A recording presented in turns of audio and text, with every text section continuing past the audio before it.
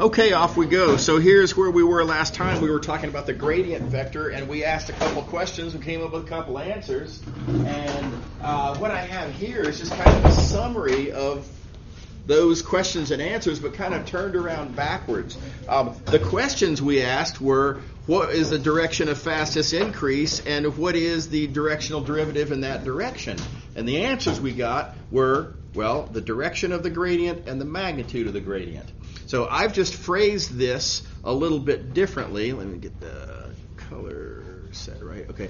I've phrased this differently as we have a geometric characterization of the gradient, by which I mean if you look at the direction and the magnitude, right? Those are the geometric features of a vector, direction and magnitude, right?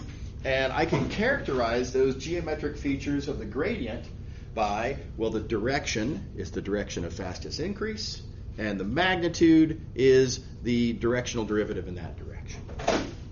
So same information, just kind of turned around sort of backwards. Okay, this is interesting because if you think about what did we know about gradient before this, remember, where did gradient come from previously? Well, it came from writing down linear approximations, and it was a notational convenience. It was just notation, right? It was a shorthand. That's all it was. So what previously was just sort of algebraically convenient, now we see is actually geometrically natural. Okay, now let's show you how to answer a question related to all this stuff. So here's the question we're going to ask. We've got a hill. It's in the shape of a graph, and we're interested in what's happening at I'm going to say a certain point on the graph. We want to know which way is uphill and how steep is it there. Right? Pretty natural question to want to know if you're out hiking around on a hill. And so the short version of this is, which way is uphill means what's the direction of steepest ascent, direction of fastest increase? It's the direction of the gradient. We already knew that, right? So this is kind of a beautiful thing. When you face a question like this, sometimes it's just an immediate, write down the gradient, declare victory. Right? Now, to be fair, we need to plug in 1,3, right? So it's not quite good enough to just compute the gradient. You need to plug in the point in question, and then that tells you that your gradient vector is pointing sort of that way. Oh, that's not very clear, is it? Sort of that way, if you will. And what would we call that direction? If you're hiking, very often maps by arbitrary convention make north up on the page, right? Also, by arbitrary convention, we typically have the y-axis pointing up on the page, and so that's pretty standard for north, basically, to be the y direction. It's arbitrary, right? But geometric appeal, then, if that is, in fact, north, then this direction that the gradient vector points is southwest. Is that cool? Everybody's happy? All right. How steep is it at that point? Well, how steep? Okay, well, so what is dfds? What is the directional derivative in that direction? And again, the answer kind of is the gradient. It's the magnitude, specifically, of the gradient, and that's an easy little calculation, and so you can see that slope is 2 square root of 2, which is quite steep, by the way. Right? It's about like that. That's a definitely use your hands kind of hike. That's more of a climb than a hike. Right? Okay. All right. Now there. Oh yeah. Question. Wait, could you repeat why north is? Yeah, it's arbitrary, but it's just kind of an arbitrary standard. I mean, if you look at a map, north is usually up, and if you look at a XY plane, the y-axis is usually up. That's all it is. Yeah. Okay. Now there is a terminological little sticky wicket that we need to talk about.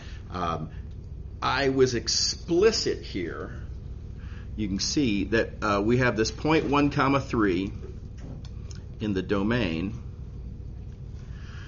and I identified that, the person in question here is at the point sitting above 1, 3 on the graph.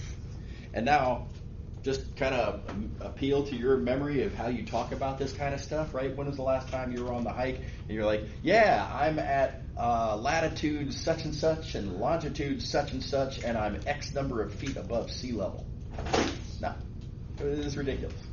Right? Nobody talks like that, right? Because it's, I'm going to say, the default assumption, right? Now, sometimes you might be hang gliding, right? That would probably be worthy of mention, right? If it's not said, you're going to go ahead and assume the person's not hang gliding, right? Sometimes you might be several hundred feet down a mine shaft. Yeah, I suppose that's possible. But the default assumption should be, when you're talking about where you are, that you describe the longitude and latitude, and it's just a given that, of course, you're not at sea level, right? You're not actually, literally, on the map, right? Of course you're in space. We live in a three-dimensional world. Of course you're, almost certainly, default assumption anyway, on the surface, not on the map. Right? So this distinction, right now, I went to the trouble of distinguishing 1, 3 from the point sitting above 1, 3, right? I literally distinguished these points from each other in the terminology. And in practice, practically no one does that. Right? So the way this would probably be phrased in most cases would be at the point 1, 3, which way is uphill? And if you were to not be aware of the distinction and the relevant blurring, if you were to say, well, I'm at the point 1, 3, and I want to know how steep it is, well, the steepness is over here. The steepness isn't really there. Yeah, okay, well, again, you should be aware that these distinctions will be blurred, and you have to interpret appropriately. So when somebody says you're at the point 1, 3, that is the point in the domain. That's what gets plugged in to the gradient. Sure, right? But where are you actually? Yeah, you're on the hill, not under the hill. And how steep is it there? Well, they mean how steep is it at the corresponding point on the hill. Of course. So anyway, heads up on the distinction, and you have to keep this distinction correct in your mind because you have to know which points get plugged in where, right? But it's not going to usually be distinguished in the terminology, in the phrasing of the question. Okay. Neat little fact. I'm going to enter into this discussion here by making a really obvious statement. Here's a level set. Right, F equals C. That's a level set. So F isn't changing. Everywhere on this entire surface, F is a constant. So here's the obvious statement. If F is a constant everywhere on this surface, then as you move along this surface, F remains constant. Of course. Let me say that differently. As you move along this surface, F is not changing. Let me say that a little bit different. As you move along this surface, the rate that F changes is 0. It's a level set. F is constant. So all these statements I think are equally sort of... I'm going to go with obvious. Okay, so now let me get specific here. Suppose I were moving along that specific path right there. Now this being a path that is entirely in the surface. Well, F is constant on that entire path. That means F is not changing. That means the rate that F is changing on this curve, 0. It's not changing. It's constant, right? So now let me say that a little bit differently. Keep in mind, as we move along that curve, at a particular instant, we might be, for example, at that point, and we would be moving with some actual velocity. So when I say moving along the curve, the function's not changing. Another way to say that is when I'm at this point and moving with that velocity, which I am as I move along that curve, right? When I'm at this point and moving with that velocity, the function's not changing. The directional derivative is equal to 0. That's reasonable. Okay, now, related note, that vector, that's the velocity. Velocity is tangent to the curve. The curve is in the surface. So that means, if you think about it, this blue vector, that's a velocity. Another way to say it is it's a tangent vector to the surface. And I claim we can make an analogous argument for any other tangent vector, because any other tangent vector, whether it's that or this or that or whatever, all of these tangent vectors are velocity vectors for some curve in that level set on which the function's not changing. Okay, so for all of those tangent vectors, the directional derivative is 0. Okay, who cares, right? What has this got to do with anything? Why are we writing this down? Here's the neat observation.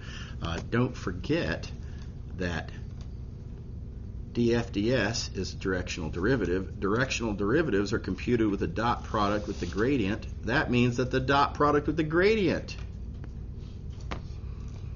is 0. Function not changing means the dot product with the gradient is 0. And where have we seen this before? Dot product equals 0. Well, dot product equals 0 means orthogonal. It's kind of a weird little argument, but we start off by belaboring these painfully obvious, well, if it's constant, then it's not changing, right? But then suitably interpreted, you get this nice punchline that the gradient of f is always orthogonal to all of those tangent vectors. And now a last little geometric appeal. If I've got a bunch of tangent vectors down here, all tangent to the surface, and if the gradient is orthogonal to all of those tangent vectors, gradients orthogonal to all the tangent vectors, well, then it's got to be orthogonal to the original set. Right? So gradients are always orthogonal to level sets. Really nice conclusion, very powerful fact in what I like to call the calculus of level sets. Gradients are always orthogonal to level sets. Okay, now there's a sticky little wicket on this, little important detail that we've got to make sure we get straight. Remember when you describe a, there we go. When you describe a surface, you can describe a surface in a lot of ways. Now this particular surface I've written as a level set. I probably could have written it as a graph. I could have parametrized it. There's various different ways that I can represent this level set. Right? It's happened to have written it as a level set. When I say that gradient is perpendicular to level set, the very important subtext that you have to keep in mind is that the function whose level set you're talking about is the function whose gradient you have to be talking about. So gradients and level sets are perpendicular for the same function. Does that make sense? All right, so really cool fact. Let me show you one way we can make use of this. This section, we're going to revisit the question of tangent planes, which I'll confess, we already know how to write the equation of a tangent plane, right? It's the graph of the linear approximation. Old news, right, way back when. Make sure you're good with that, right? Good time for review. We're going to take a different point of view on how to motivate the equation of a tangent plane. And this is a lovely argument that we did not have available to us at that time. We just didn't have the necessary tools. When we first started writing down linear approximations, we didn't know much about the gradient vector. So here's how we can use that knowledge of the gradient vector. So suppose we've got some surface, S. Here's my surface. This surface, for the purpose of this discussion, is going to come to us as being a graph. And that's how you represent a surface as a graph. A graph of some function f. Okay, z equals. Right? So this describes S as a graph. We made our previous arguments about tangent planes and linear approximations all from the point of view of graphs. This was a very handy way to think about things when we were doing all of that analysis. And I'm going to switch it up now.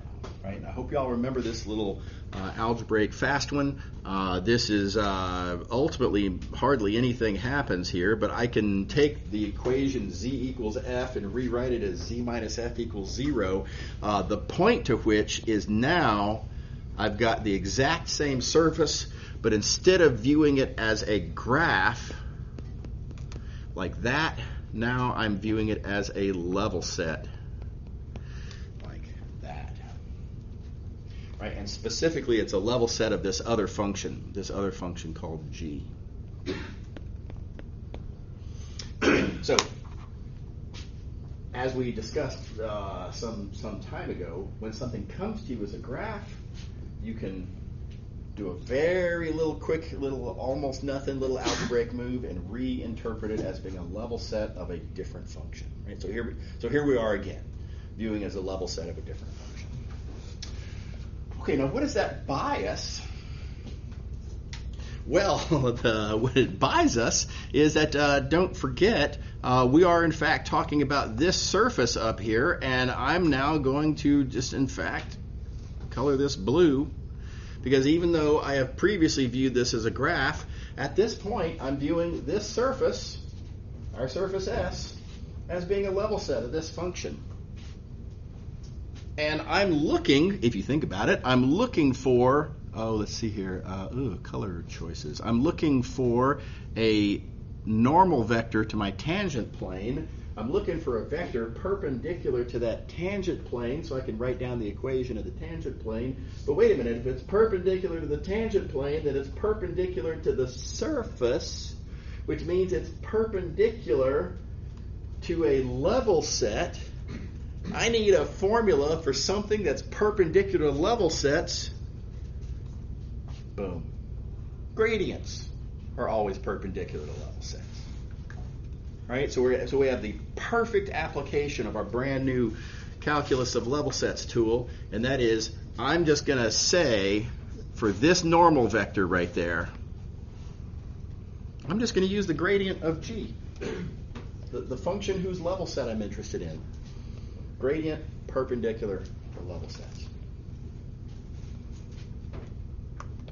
And it's all downhill from here. I'm going to let y'all read the rest of it. The nice punchline, though, is that because you have your normal vector, then it's all just a matter of plugging into the equation of a plane. I'm sure you all remember. There's the equation of a plane, and you plug in the normal vector, and you plug in the x naught. Multiply things out. You got to think through, by the way, what is that x naught? Why is it a comma b comma f of a b? It relates to this previous discussion here, right? That the point on the graph and the point in the domain are different points related by that formula. So you want to think through those details, and anyway, the nice punchline that comes out is that this is the equation for the tangent plane. And I'm going to point out this is familiar. This is exactly what we already knew. Namely, this is the graph of the linear approximation. So same result, different argument, arguably a slicker argument in a way. Depends on how you look at it. Okay, make sure to read the rest of those details. As always, in these situations when I, give you all the little, assignment of, read through the details, come to office hours. If you have any questions, I'll be happy to clarify. No problem, right? But I think it's a good exercise to do it on your own. Okay, the example. Again, I'm going to let y'all read this example. I think it's a pretty straight read. It's just straight out of that discussion we just did. So follow along, look back to the previous page, add in each step along the way, and that's all it is. Okay. On to the last part of Chapter 2 that we're going to talk about, implicit function theorem. Some of y'all probably saw in your single variable calculus classes implicit differentiation. There is a sticky point about implicit differentiation that usually gets swept under the rug in single variable calculus classes. Combination of reasons, one of which is the tools needed to clean up the sticky point are not available in single variable calculus classes. So nevertheless, there is a sticky point that is usually swept under the rug, and I want to make sure we address that now that we do have the necessary tools. So here's the situation. Suppose you have an equation. We're going to start with an equation of two variables, and that's going to give us some sort of a curve. And you'll notice that the way I have this equation written, it's a level set of some function.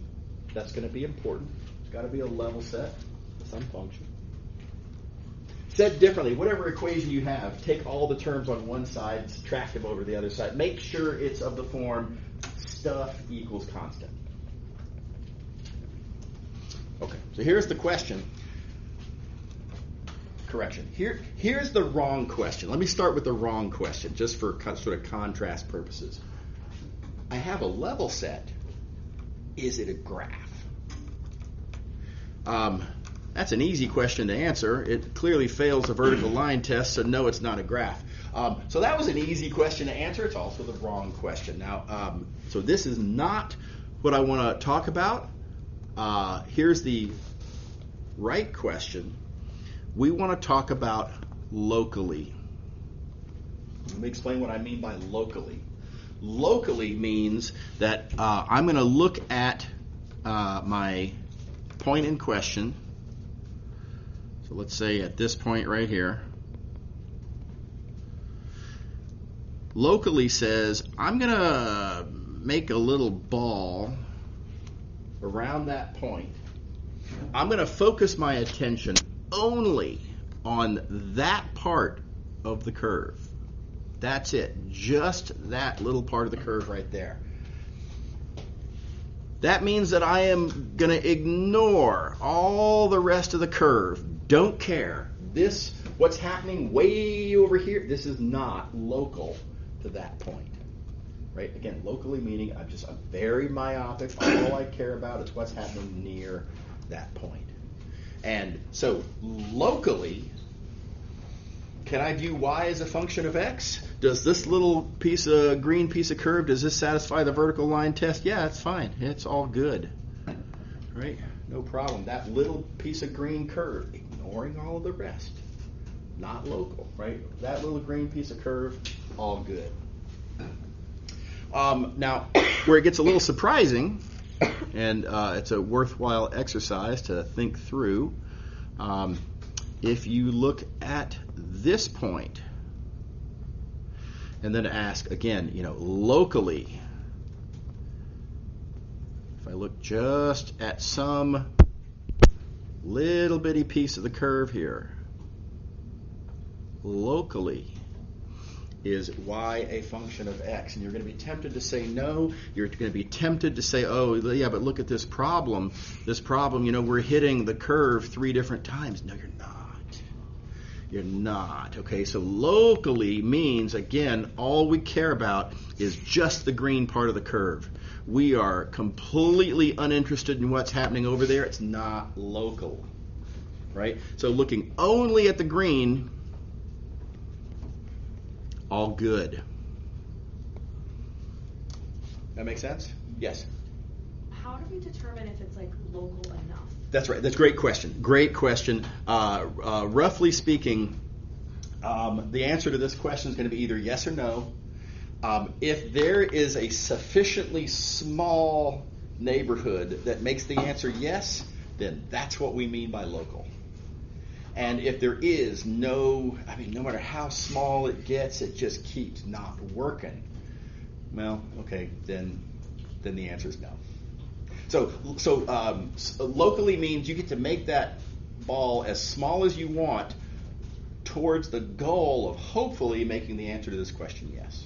So like if that point was just slightly over. So if I were to make my neighborhood sort of inadvisably large, I'm going to get the wrong answer, but keep making it smaller and smaller until you get to something like this, and now it's like, oh, okay, well, yeah, then now the answer is yes, and so that's what I mean by locally. Well, then, like the other point where you wrote no. Yeah. That's right. So that's that's the next one we're going to talk about. So here, looking at this point, locally. So let's do like that. And here's the relevant part of the curve then. The relevant part of the curve is like so. Does this pass the vertical line test? No, it fails because it hits twice, like there and there. And now I ask rhetorically, if I were to make this yellow ball smaller and smaller and smaller and smaller, could I sort of shrink my way away from this problem? Nope. It doesn't matter how small you make the yellow ball. This point is exactly the point where, as I like to say it, the curve is wrapping under itself exactly at that instant. And so no matter how little you look at, you're going to lose. Does that make sense? Well, but if you're actually at the point, isn't it just the tangent line? So, no, but see, local means you do have to pick a yellow ball. Okay, so and it can't just be the point. No, you can't take the point. That's right. It's got to be an open ball. Got it. That's right. You can make your perspective as myopic as you want it to be, but you cannot go full blind, right? Right. So, yes. Could that point be described as like an inflection point of some kind? Oh, maybe so. It's going to turn. There's an entire field of math that's about what kind of conclusions can you draw based on certain kinds of derivatives, and that's not what we're going to be here for. So it's a great question, but we can't go off and down that bunny hole. Yeah. Right. Okay. All right. Okay, why would we ever care about such a question? What an odd question to be interested in. The reason we care is because if you were to take, for example, oh gosh, I keep hitting the wrong buttons. If you were to take a point like this, right, and you want to be able to talk about the tangent line, pretty useful thing to be able to talk about this tangent line would be able to describe its slope. I would describe the slope by saying the slope is dy dx. Oh, wait a minute. I can't write down dy dx unless I know y as a function. Now, I don't need the whole curve, right? All I really need to be able to talk about a tangent line is just a little bit of curve, just enough of the curve to be able to define what I mean by a tangent line. So locally having y being a function of x is good enough, right? But I do need to actually, however little of the curve I'm going to be looking at, I do need to be able to talk about a little bit of a curve as being y being a function of x so that I can have a function to take a derivative of. Right? And this sounds like a fussy formality, but this is a pretty important point. When you're talking about taking a derivative, what do we take derivatives of? We take derivatives of functions. That's the definition. You look way back to the single variable calculus definition of a derivative is something you do to a function. You can't take the derivative of a desk. Right? It's silly, right? You take derivatives of functions. So, if I wanted to entertain, for example, at this point,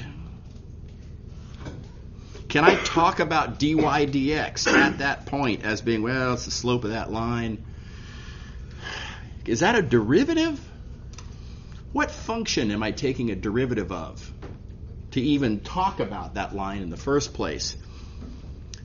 The function whose graph is this? No, that's not a graph at all.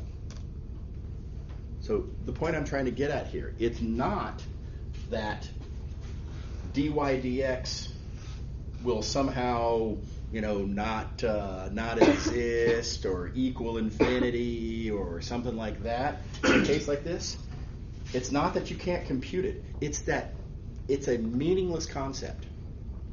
There is no function y to talk about differentiating in the first place.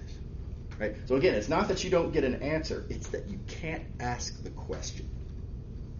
So it's a really sticky point. It's a real problem. And again, they gloss right over this when they do single variable implicit differentiation. Let's talk about how to answer the question. And by the way, this is why they don't do this in a single variable calculus class. Because problems, right, when y is not locally a function, if you track down, right, how would we detect such a thing? Well, notice the problem is when the curve wraps under itself, as I like to describe it, which happens when we have a vertical tangent line. Keep in mind that gradients are always perpendicular to tangent lines, right? That curve being a level set, of course. That means we have a horizontal gradient, and don't forget that the gradient is partial with respect to x, partial with respect to y, and that being horizontal means that is 0. And this is why you can't do this in a single variable calculus class, because it requires using gradients and partial derivatives, which are not things in single variable calculus, so it's just not on the table. Okay, so nice punchline. Let me clean up the mess and sort of convenient summary. If we have a problem, then that y partial will be 0, right? So problem means y partial is 0. I made this geometric argument about vertical tangent line. This is not particularly helpful to us. We're trying to decide if there is or isn't a problem. We cannot presume that we know if there is or is not a problem. So what we're going to do is we're going to write down the contrapositive. Y'all remember the contrapositive from a previous discussion. The contrapositive basically says you take an implication, you turn it upside down and backwards, and it becomes a new statement. Right? In this case, the contrapositive says if that y partial is not 0, no problem. Yes? So what does this mean about implicit differentiation? Yeah, we'll get to that. That's a bit down the road. Oh, okay. Yeah, no, great question, but we're getting there. Okay. Yeah. Okay, so this is the useful form of this observation, right? Notice it makes no assumptions of whether you know whether, do we or do we not have a problem. No such assumptions, right? All you got to do is be able to find what is the function whose level set we're looking at. I've got to take the partial. Let me clean up my mess. I take my partial with respect to the variable that may or may not be a function. Right? You look at the function whose level set you're interested in. You take the partial with respect to the variable that you're trying to decide if it is or isn't locally a function. And then non-zero means no problem. Okay, so algebra we can do. Conclusion answers our question. Side note, real quick, this is sadly a one-way thing. If the partial is 0, that doesn't actually allow you to draw any conclusion, so this is a one-way theorem. One-way theorem, right? If the partial is 0, you get no conclusion and you know nothing. So here's the good news. The good news is when you compute stuff, vast majority of the time, it's not 0. So vast majority of the time, this will resolve the matter favorably. Okay. All right. So let's consider now the multivariable version of this. It's a very, very similar picture. Here we are looking at a level set again. Now this time it's a level set where we're talking about 3 variables instead of 2. So we're talking about a surface in space instead of a curve in the plane. Right? 3 variables instead of 2. And in most cases, if I were to pick some point, let's take a point like right there, for example. And if I think, okay, locally, so I'm going to look at, ooh, that's the wrong color. Locally, I'm going to look at, some neighborhood around there, and I'm going to say I'm only interested in the part of the surface like this. Right, that's in that neighborhood. And looking at this little green part of the surface, and let's see here. Let's take a piece of paper like this. Right. Take a point right here. You look at that little piece of surface. Well, it's just going to be a little piece of surface about like my hand here. Does that pass the vertical line test? Yeah, it's fine. No problem. No issue. Most of the time, everything's fine. But if you take a point right there, right where the paper is folding under itself, right at that very instant that it's passing under itself, right? In that case, right as it's wrapping under itself, that would mean you would have a vertical tangent plane, which means that you would have a horizontal gradient, which means the third coordinate is 0, which would be, of course, the z partial. Yes? So in a 3-variable system, the vertical tangent plane test is like when z, or is there can you have a different function that does the vertical line test? So I'm not exactly sure what you're asking. Like z is the vertical when we're looking at the well, yeah. So for this example, I'm entertaining the question of whether z can be viewed as a function of x and y. Now you could, a totally different question. You could ask, can x be viewed as a function of y and z? And you have a completely different geometry. I mean, it'd be analogous. Wouldn't be that different, but it'd be everything. It'd be turned sideways, and things, geometrically be a little bit different. But you could totally ask that question, but it is a totally different question. So since you're asking about z, yeah. we're looking to see a point where z is not tangent plane. Say it one more time. Since you said we're viewing z as a function, yeah. We're looking for when there's not a vertical tangent plane in the z axis. That's right. Okay. Well, vertical meaning parallel to the z axis. That's right. Yeah. So the pattern, and by the way, my goal here is not for us to consider every single scenario. I'm just going to sort of notice a pattern. We started to notice this pattern already here, that the variable that I want to decide whether it is or isn't a function, that variable is the variable that you take the partial with respect to, right? Non-zero means no problem, right? Notice we got the exact same thing in the 3-dimensional case. Z was the one that I want to decide if it is or isn't a function, and the answer ended up being taking the partial with respect to z.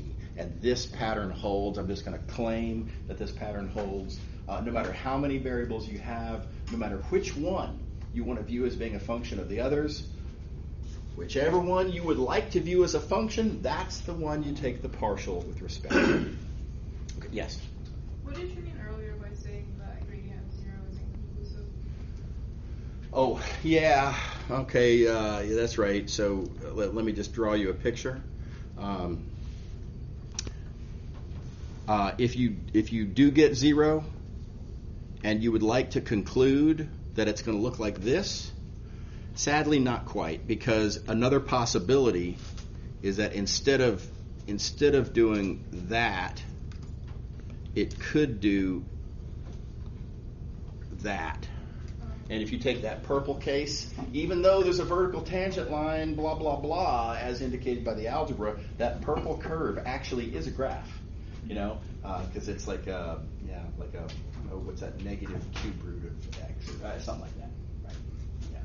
Yeah. So it's a one-directional theorem, and we are not responsible for worrying about how to distinguish these cases from each other. It's not what we're here for. Yeah. Right. Okay, so summarizing, here's our summary theorem.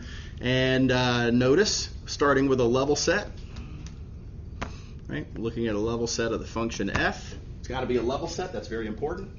Again, that's part of how our argument works, because level sets are perpendicular to gradients. That's why it matters that we're looking at level sets. Okay, so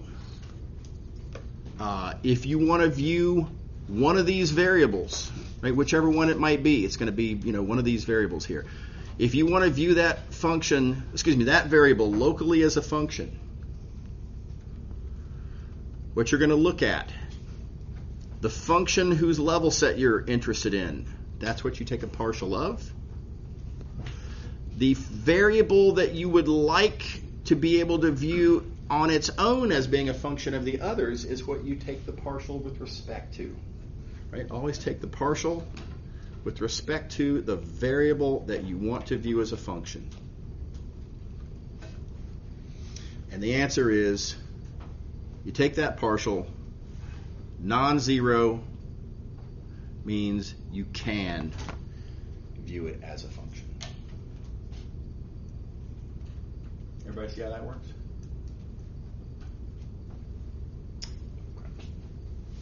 All right, let's see an example. Okay.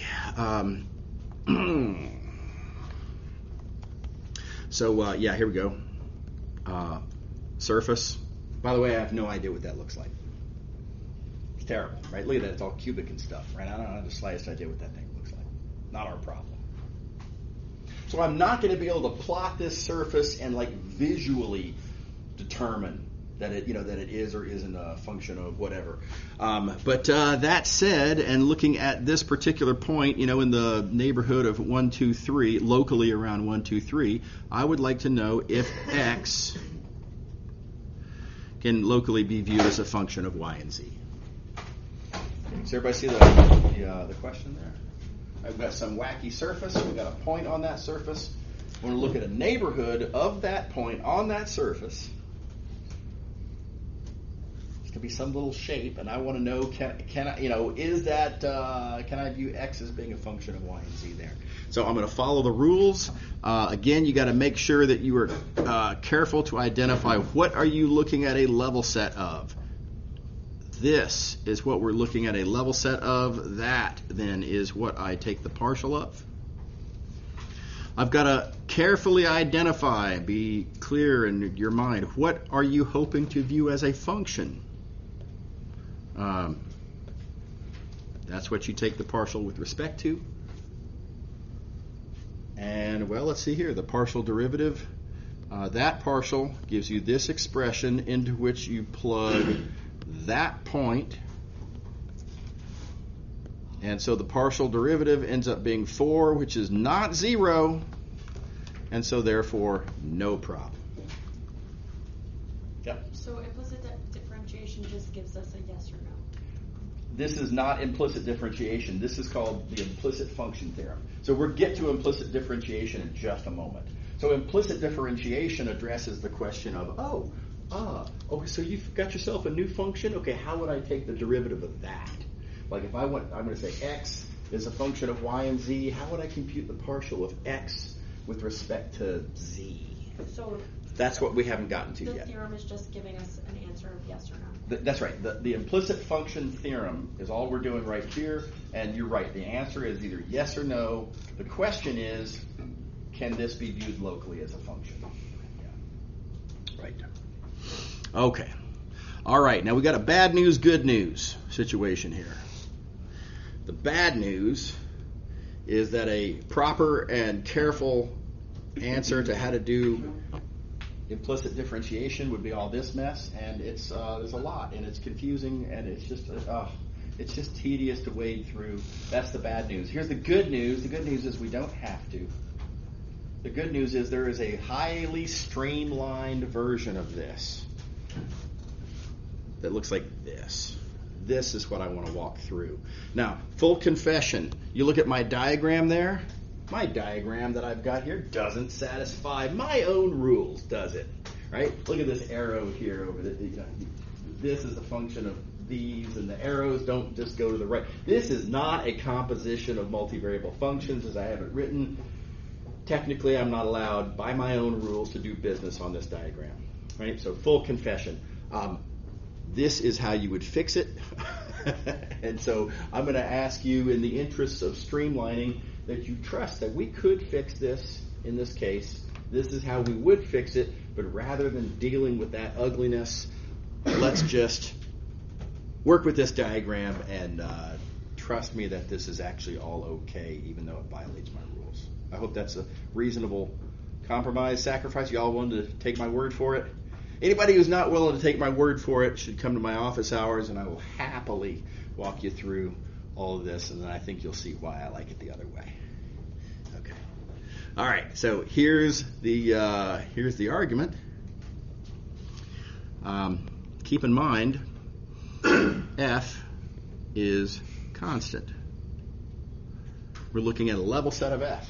F's not allowed to change.